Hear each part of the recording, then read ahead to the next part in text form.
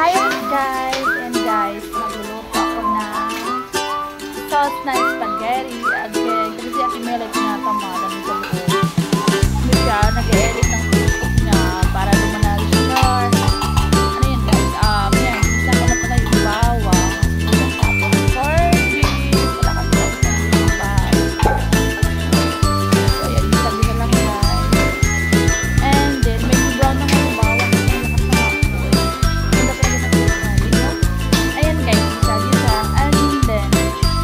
Lagay ko na yung hotdog. Guys. Kasi dito ako nag-voice message ako. Pinapakita siya na nag-hotdog yung ano niya. Ba yun? Ay, ito may back guys. Yan. Yung hotdog. Ano yung lagay ko pala ng kanila. Ano ba yan? Ito nag-video yung uban ko lagi. Sabi ko sa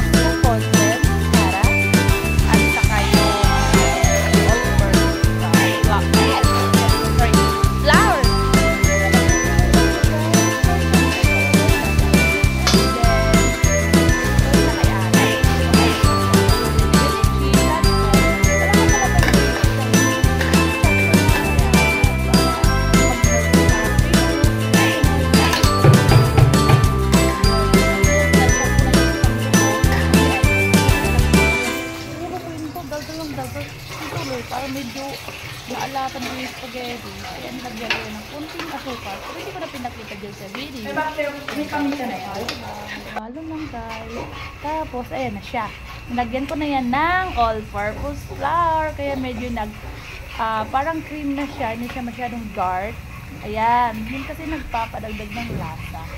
Sa mga gustong dyan, mag-spaghetti na creamy, masarap, malinamnam, dagdagan nyo na niyang all-purpose flour. Hindi, isang init yan guys. Kasi, ano guys, super kalan pala yung gamit. So yung apoy, nandiyan talaga sa mukha mo. Tapos ang tangkad pa, hindi ko abot. Kaya nakatingked ako dyan. Kaya halo-halo lang guys. Sabi ko, kaya yan. Tapos 1 kilo. Parang medyo kulang yung sauce. Kasi, ayoko pa naman sa spaghetti, guys. Yung, parang tuyong tuyo. Gusto ko medyo basa. Yung, talaga, maraming sauce. Guys, ako na naman, kasi, nung time na yun, parang gusto ko nang ilagay yung spaghetti.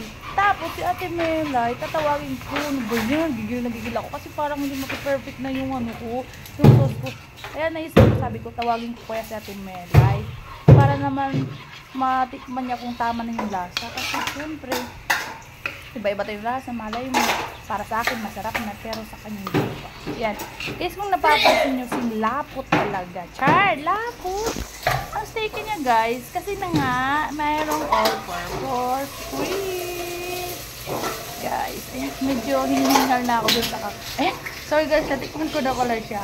Kasi, si Ate Mila tinatawag, wala. Ayaw, natatamad. Naantok ko na kasi nasa loob ng kwarto.